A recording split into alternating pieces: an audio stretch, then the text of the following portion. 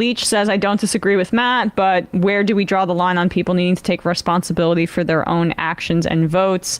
Of course, people get misled, lied to, etc., but that's no excuse for living ignorantly in their privilege. No, sorry, I have to cut you off. Like, again, like, it's not vote. Like, just because you voted Democrat every single one of those years, you did not do anything. You did just barely more by going with the party that like basically has more support to labor and minority groups. But like, again, like, it's going to take way more than just voting for Democrats. And again, like, nowhere. At no point in my politics do I say, oh yeah, the problem here is the people.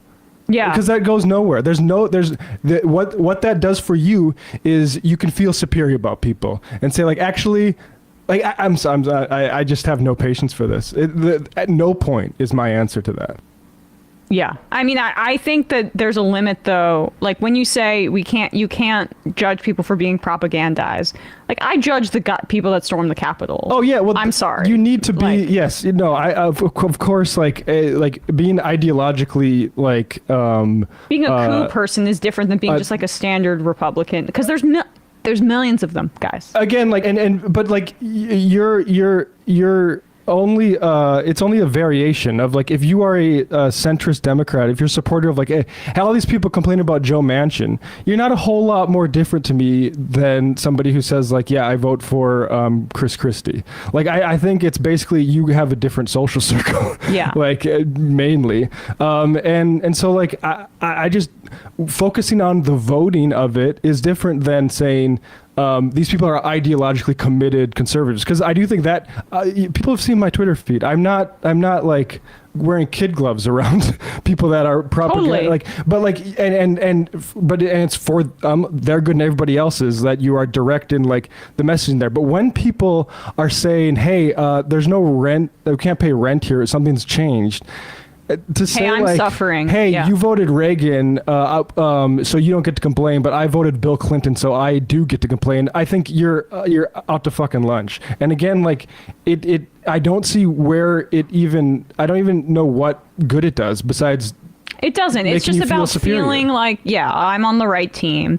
But the difference between the teams is that the team on the left is there to ameliorate the suffering of everybody. Like, that is the desire. The Republican Party wants their group to be elevated, and not even, like, always their group, the elites within their circle, and then to put their boot on the necks of minorities, of women, of trans people, of gay people.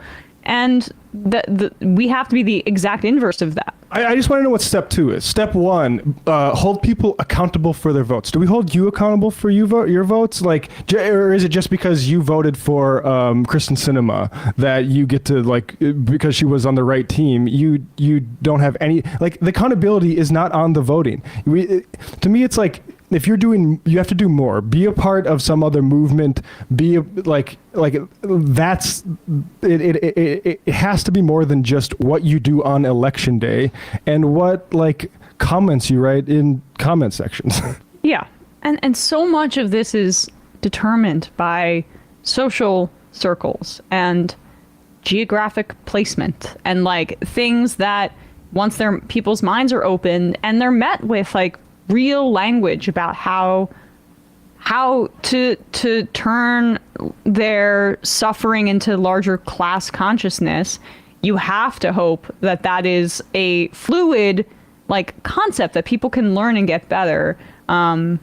And then writing just people off based on their votes. To what Matt says, it's wrong. The problem is that we aren't all in, like, unions and political organizations. It's not that, like, we haven't voted for Democrats enough. And, like, I don't think there's debate about this, and I appreciate all the people who are saying I'm right, because I am.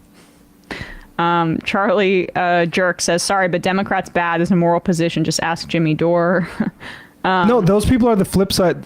Jimmy's wrong for the exact same vote shaming reasons as those people are. Mm-hmm. It's just the flip side of the coin.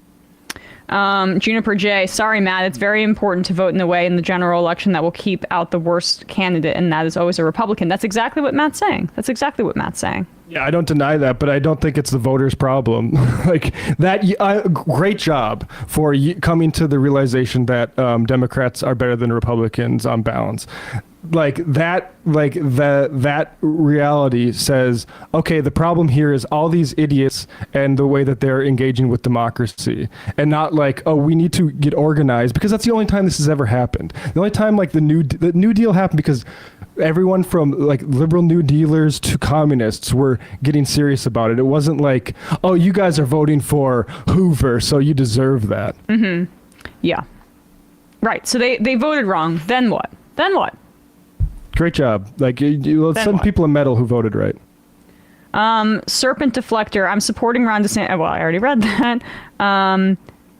Charlie Sheeher, to Matt's point about vote shaming, I live in a solid blue state with one of the worst inflated housing markets out there. Voting blue ain't enough, and anyone on the right who recognizes how bad things should be taken as an opportunity to highlight this kind of problems, the kind of problems fiscal conservatism leads to. I say conservatism, by the way, because it's an ideology found in both parties, and I make that clear to the folks that I'm talking to. They don't always listen, but it works occasionally. Yep. Thank you.